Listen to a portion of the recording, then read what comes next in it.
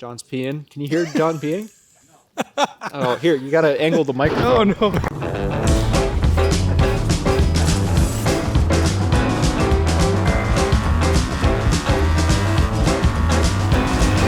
Welcome to Moto Stories. I'm Nick, and we're going to talk about my entire motorcycling history. Well, growing up, I know a lot of... Did any of you guys have mini bikes growing up or anything like that? No? That's probably the first thing I ever rode, but Really? I didn't have one. Okay. I never really experienced that. I my dad had a couple motorcycles. He had like a Kawasaki KZ400 or something like that, and then he had a BMW R1100S, and I vividly remember the BMW and thinking how cool that was, how cool of a bike that was. But for most of my, I never rode any mini bikes or dirt bikes or anything like that. In high school, I guess my first bike was a moped. It was an 82 Vespa Grande. And I had that engine apart every single weekend. Even if it was running absolutely perfectly, it was like, oh, I need to file these transfer ports. I need to, tweak this a little bit. I fixed it so much that I broke it. And it wasn't even my bike. It was my dad's, and he hated that I was constantly taking it apart. But that was really my first bike. Until I was in college, I decided I wanted to buy a motorcycle. So I started looking on Craigslist, and I found a 1982 Suzuki SP250 for it was listed for 150. I only had 20s, so I offered him 140. And I bought that bike in pieces and in boxes. It had a title. It had all the turn signals and everything. I just had to put it back together. And I really liked that bike. That was a fantastic bike. Actually, Sleepy has an SP250 now. His is an 85, though. Mine was an 82. So mine had drum brakes, front and back. His has a disc brake up front. And this was before Suzuki went all blue. So mine was black seat, black fork gators, and it had the red paint with the red and orange graphics.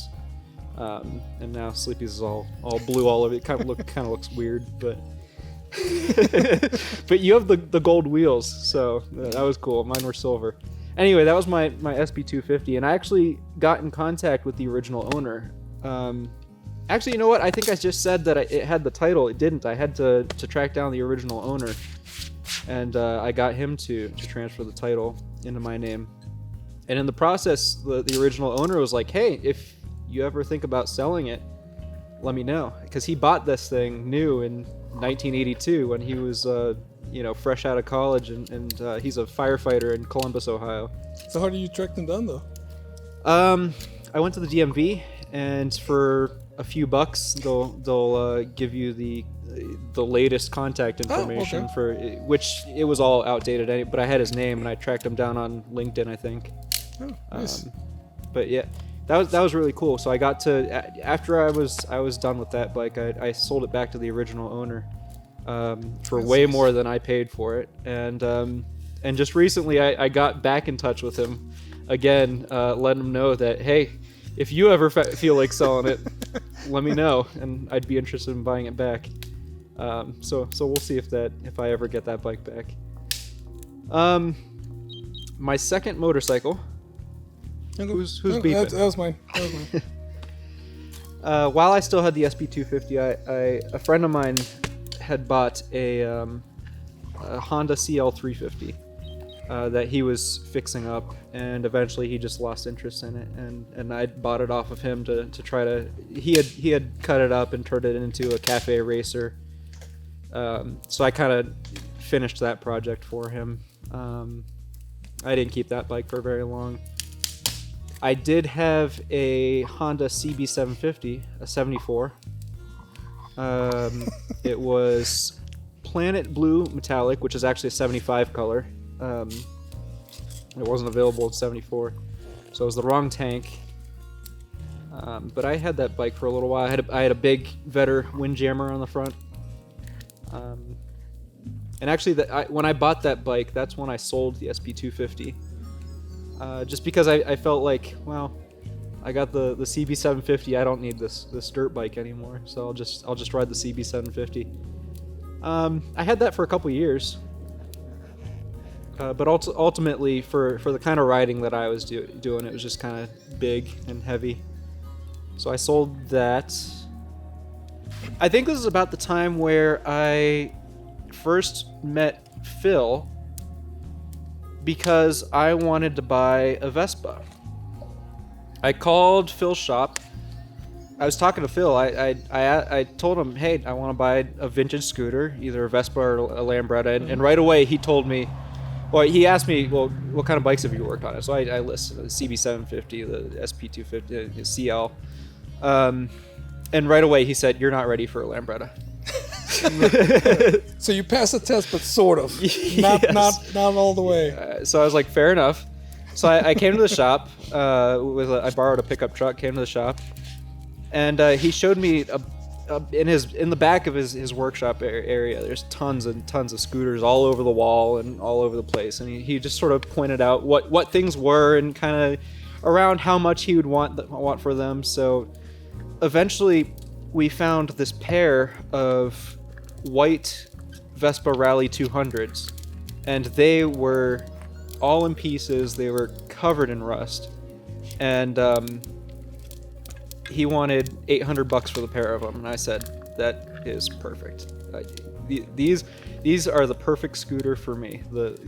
Just covered in rust and dirt and grime, not running, probably missing some pieces. That's the perfect project for me. So I bought those, took them home, and I made one running scooter out of the pair, and I sold the other one as a parts bike. Nice. Got title for it through Vermont, which was a pain in the ass. I'll probably never do that again. But yeah, that's how I first met Phil. I bought a couple Rally 200s off of him, and eventually I think by that point I was already listening to the podcast, and I think Phil made they were selling raffle tickets. It was for that Moto Guzzi. Yep. They were selling B7? raffle. Yeah, it was like $20 for a ticket, or $20 or a beaver pelt. We said we were willing to take it in trade. What? Right. We were willing to take we would consider trades for tickets. Oh, okay, yeah. But Yeah. someone did mention somebody the pelt. specifically someone did, mentioned but I a don't remember beaver who did. pelt, and that stuck with me. I was like, wow. I wonder how much a beaver pelt costs. You're definitely a businessman. It's like, $20 for a beaver, I can beaver take. pelt only costs $19.50. Well, I think the beaver. To be fair, I think the beaver pelt cost more than $20. But I thought it was funny, so I bought a beaver pelt on eBay. And then I started really worrying about it, because it was like, well, if you don't get it like properly tanned or something, it's just going to start decomposing and turn into this disgusting thing. And I was like, well, I can't give that to Phil. So I started looking up on YouTube, how do you tan a beaver pelt? How do you do this stuff? So I started buying chemicals and stuff and rubbing it on it, salts and shit. What? And I didn't know that. No, I seriously, Holy yeah, crap. yeah, Tan. right. I don't know if it did anything, but I guess It still has it. It's in the shop. It's still in one piece, so I guess it worked. But yeah, I was like rubbing Epsom salts all over it, and So we're calling it a beaver pelt Yeah. now? what was that? Yeah. So I brought that in, and I walked into the shop. It was like during business hours. I walked up to Phil. I was like, handed him the beaver pelt. It's like, one ticket, please. And that was that. He told me to come by on a Friday night and stay for the podcast. And I kept coming back, and I figured I'd keep coming back until they told me not to. So. And that never happened, so. Yeah. Oh yeah, I forgot when I first came to the podcast, I had an SP200. So after selling the SP250, I missed it, and I bought an SP200 for, again, in boxes, like $200.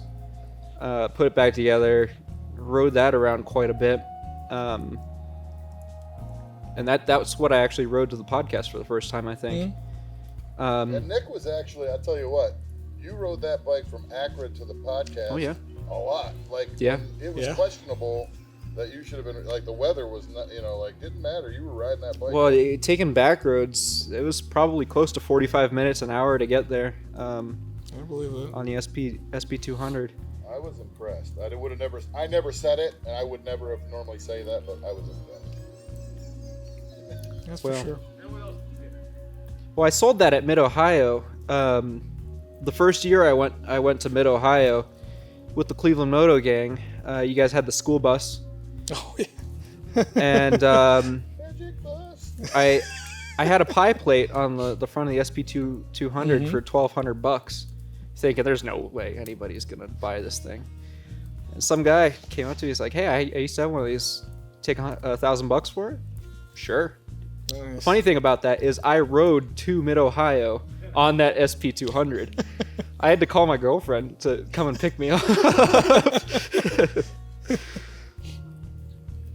I think it was around that time that I had been in enough podcasts with this CB77 Superhawk staring at me that I started to, Phil, how much is that Superhawk? And Phil's like, well, you'll have to talk to Chris about that. It's his. So eventually I bought that Superhawk, 66 Superhawk that was sitting in Phil's shop. And I brought it home in a van, and I bought a battery for it. And the very next day, had it running, rode up to Cleveland, and I was riding around and, all across the what's that road that goes along the lake? Lake Road. Is it? The road that goes along the lake. Well, that's obvious. It's called Lake Road. Well, okay. Well, I was riding all along John. there, and then I rode home on the highway, and I was passed by the Cleveland Moto truck, and they were giving me thumbs up and stuff as I was riding down back to Akron. I think James was. James. Yeah. I remember that. Yeah.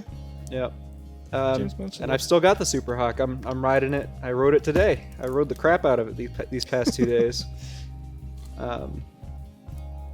But yeah, have I had any other bikes? Yes. What? A 4-cylinder bike. Oh shit, you're right. God damn. When did I have John that? knows your bikes better than you do. What the fuck, dude? A long time. I mean, you just got rid of that Oh yeah. just before you moved. Well yeah, You had to sell it before you moved. Right. that one. Yeah, right. yeah, I yeah. had that before the Superhawk. I'm skipping Yes. bikes. Can you edit this to be in the right order? I had a 91 Suzuki Bandit, 400. So 400cc 4-cylinder. I just remember because you were always jealous of my CB1. Oh, I still think the Bandit's faster than CB1. We never got that. No, we never did. No. But I had that Bandit for a couple years. Before the Superhawk, that was probably the motorcycle that I owned for the longest amount of time. Was the Bandit. And that was a really cool bike. I'm maybe someday I'll have another one. That was a really cool bike. I put the cool 4-into-2 exhaust on it. I look really good. It sounded fantastic. Who did you sell that to? Tell that little bit of a story. Yeah.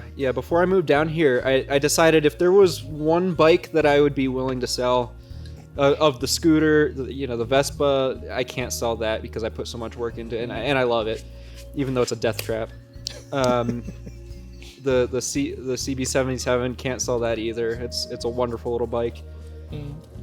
But I decided that the Bandit was my most sellable bike, so I decided to sell it, and I sold it to a woman who flew in from Philadelphia and picked it up in the Akron-Canton Airport parking lot. Didn't even test ride it. I started it up for her, and she was like, "Yep, good, fantastic." How'd you do the title transfer? I just got it notarized and handed it Oh, to that's her. right. She doesn't have to be there. No.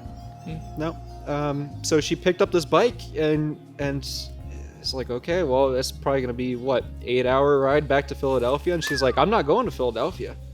She rode that thing to Austin, Texas, I think. Nice. I never, touched base with her again. I don't know. Ignorance is bliss. I don't know if she made it or not, but Probably. not my problem. You make it the first 100 now, you probably make it the whole way. say. Well, now that was a fairly reliable motorcycle too. So. Yeah.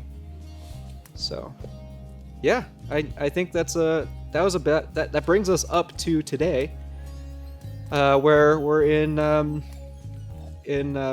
eastern or western North Carolina near Asheville, and I'm looking at Facebook Marketplace again. Trying to get a PC 800. Right, trying to maybe buy a PC 800, a CB 550. We'll see. I don't know. I've got a van, I can transport it, but yeah. My name's Nick, and now you know my entire motorcycling history, which probably... I'll start that over. So yeah, my name's Nick, and now you know my entire... Okay.